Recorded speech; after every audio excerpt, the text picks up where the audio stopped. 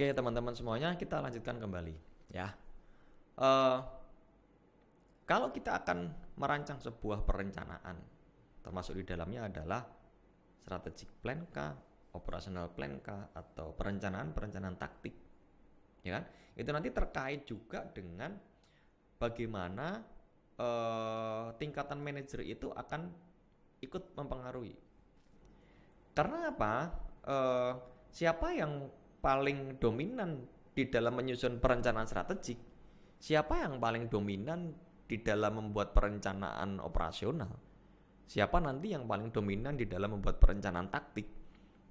Itu kan mesti harus kita lihat dulu pada tingkatan-tingkatan manajerial yang ada dalam satu perusahaan. Sebagaimana teman-teman kenal sebelumnya bahwa di dalam perusahaan itu tingkatan manajerial itu kan secara garis besar dibagi menjadi 3 ya. Yang pertama disebut dengan top manager, sebagaimana ada di slide ya, top manager, middle manager, first line manager. Nah, tingkatan yang terakhir ini non manajerial, artinya memang dia di tingkat atau di level operator. Apa yang membedakan antara top manager, middle manager, dan first line manager? Ya kan? Ini kan mesti dari sisi kewenangannya. Dari sisi kewenangannya. Kalau kita ambil contoh ya, contoh itu kan nanti harus bisa menyesuaikan dengan kondisi real yang ada dalam perusahaan itu. Dan mesti kan penyebutannya berbeda-beda. Pada prinsipnya, kalau kita bahas tentang top manager ya ini adalah tingkatan manajer yang paling tinggi dan dia membawai, ya kan, manajer di tingkat middle dan manajer di tingkat first line. Nanti akan kita sambung ke skill yang dibutuhkan oleh seorang manajer berikut juga berdasarkan tingkatannya. Yang kedua adalah middle manager, ya namanya aja middle, berarti manajer tingkat menengah. Manajer tingkat menengah ini ada yang beri contoh sebagaimana di slide adalah kepala departemen atau manajer cabang dan sebagainya kan, atau kabak atau kasih atau apapun.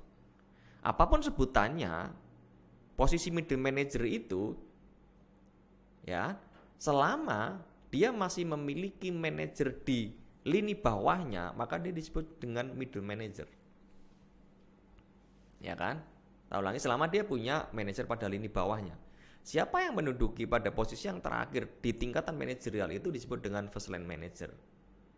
Ada supervisor atau mandor misalkan, sebagaimana yang ada di slide. Artinya ini benar-benar level terakhir. Nah, posisi dari first line manager itu dia akan langsung berhadapan dengan operator. Ya. Ini adalah posisi manajer yang langsung berhadapan dengan operator, ya. Maka nanti juga akan menjadi perbedaan skill utama yang harus dikuasai oleh first line manager itu apa, middle manager itu apa, top manager itu apa. Nah, ini ada hubungannya dengan bagaimana kalau manajemen itu kita bedah berdasarkan fungsinya. Ya, sebagaimana ada di slide. Manajemen berdasarkan fungsi itu kan dibagi menjadi 2 besar. Yang pertama adalah manajemen administratif, yang kedua adalah manajemen operatif. Di mana manajemen administratif itu ini kan banyak melakukan aktivitasnya pada penentuan tujuan, perencanaan, organizing, staffing dan controlling. Ya. Tetapi kalau di bagian yang kedua yaitu di manajemen operatif, maka aktivitasnya itu akan banyak didominasi oleh leading, pengarahan, actuating, kemudian motivasi, kemudian supervisi, kemudian komunikasi. Nah, bagaimana kalau kita kaitkan dengan tingkatan manajerial yang kita bahas tadi? Di sini adalah posisi manajemen puncak atau top manager.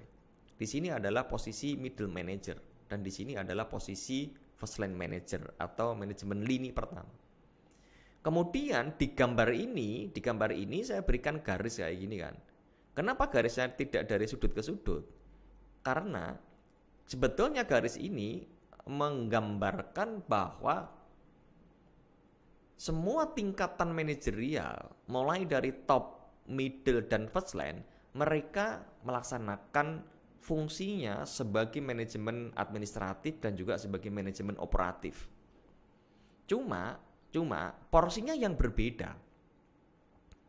Ya, garis ini sebetulnya menggambarkan tentang pembagian porsi.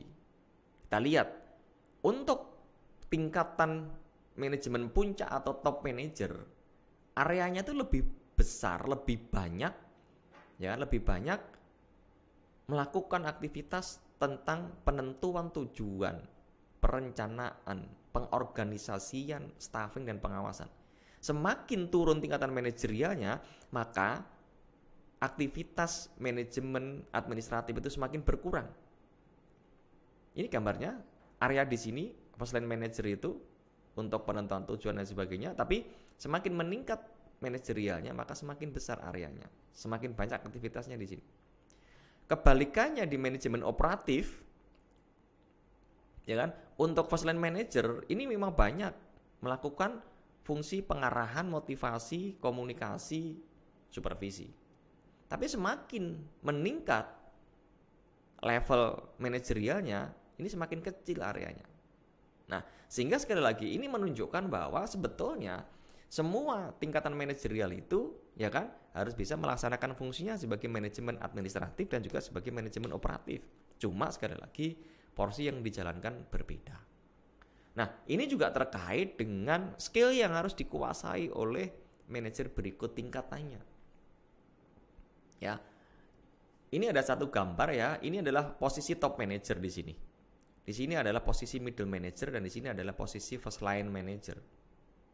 Dan keterampilan-keterampilan yang dibutuhkan oleh manajer ya, itu diantaranya ada conceptual skill, yang kedua ada human skill, yang ketiga ada administrative skill, dan yang keempat ada technical skill. Dari gambar ini menunjukkan bahwa sebetulnya semua tingkatan manajerial itu harus menguasai keempat keterampilan itu, Ya, cuma sekali lagi porsinya yang berbeda. Untuk gambar yang pertama di sini kan, ini menggambarkan top manager. Top manager itu harus punya conceptual skill, harus punya human skill, harus punya administrative skill, harus punya technical skill.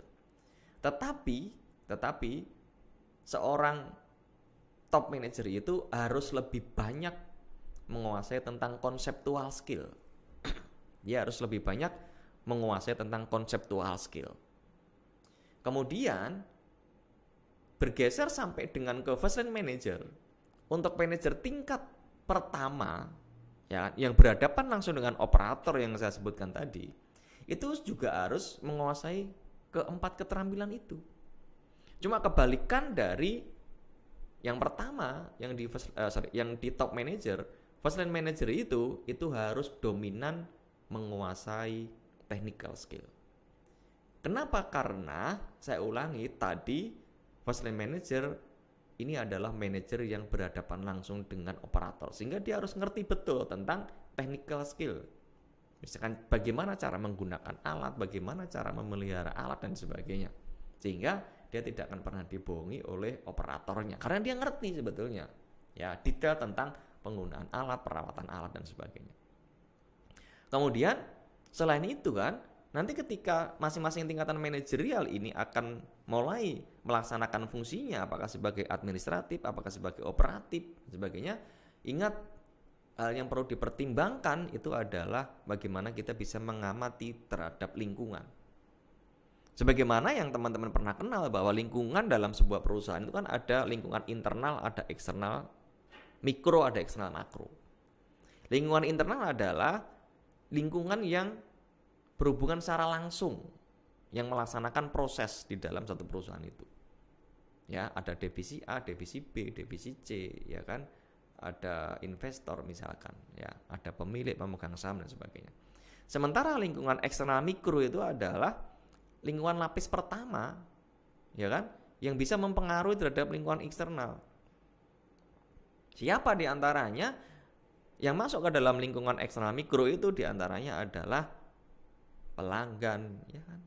Kemudian ada pesaing, kemudian juga mungkin ada unsur-unsur dari pemerintah di mana membuat kebijakan, regulasi dan sebagainya.